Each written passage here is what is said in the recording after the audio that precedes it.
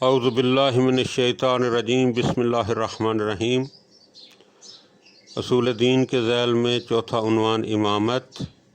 ہمارا یہ اعتقاد ہے کہ امام بھی پیغمبر کی طرح تمام ظاہری اور باطنی دانستہ اور نادانستہ اور بچپن سے لے کر اپنی موت کے وقت تک گناہوں اور نجاستوں سے پاک اور بری ہوتا ہے۔ اسی طرح وہ بھول چوک اور غفلت سے بھی محفوظ ہوتا ہے، چونکہ امام بھی پیغمبر خدا صلی اللہ علیہ وآلہ وسلم ہی کی طرح دین کی حفاظت کرنے والے، اسے طاقتور بنانے والے اور خطرات سے بچانے والے ہیں۔ اس لیے ان کے معصوم ہونے کے متعلق بھی ہماری دلیل وہی ہے جو پیغمبروں کے معصوم ہونے کے لیے ہے۔ خداوند عالم کی قدرت سے یہ بات دور نہیں کہ وہ تمام خصوصیات جو دنیا والے رکھتے ہیں ایک ہی شخصیت میں جمع کر دے اور اسے تمام خوبیوں کا مجموعہ بنا دے۔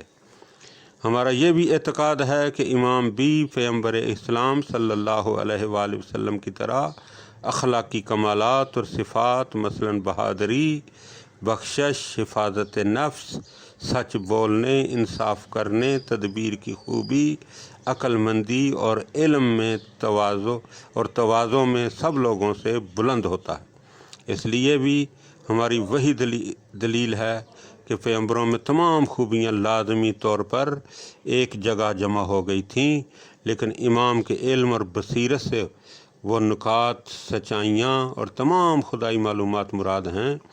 جو پیغمبر خدا صلی اللہ علیہ وآلہ وسلم سے لیتا ہے یا دوسرے امام سے جس نے پیغمبر سے حاصل کی ہوں۔ وہ پیش آنے والے ہر معاملے کو الہام، قوت قدسیہ اور باطنی طاقت کی مدد سے جو اسے خدا نے عطا کی ہے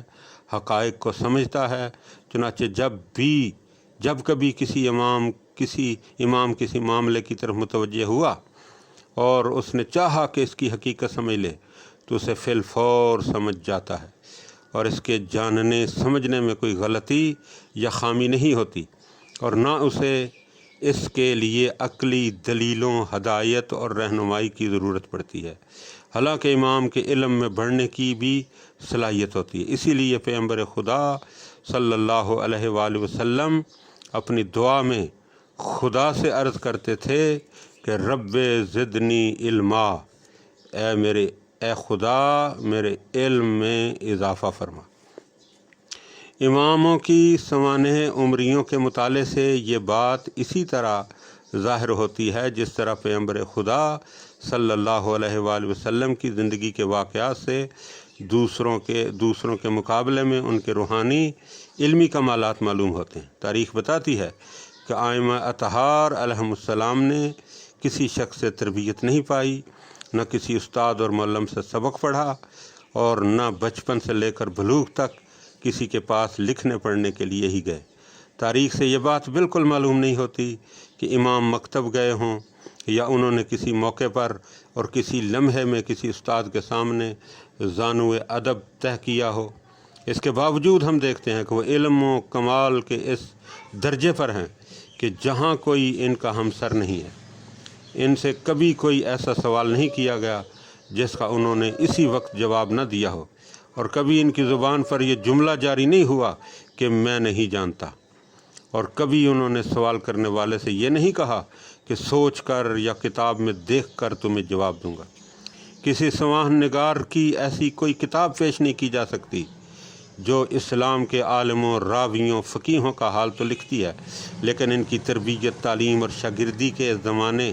اور مشہور استادوں کا حال، ان کے علم اور روایات حاصل کرنے یا مسائل وغیرہ میں ان کے تعامل، شک اور عذر کی کیفیت نہیں لکھتی۔ یہ ایک فطری طریقہ ہے جس کے مطابق ہر زمانے میں اور ہر مقام پر انسان زندگی بسر کر رہے ہیں۔ اللہم صلی علی محمد و آل محمد۔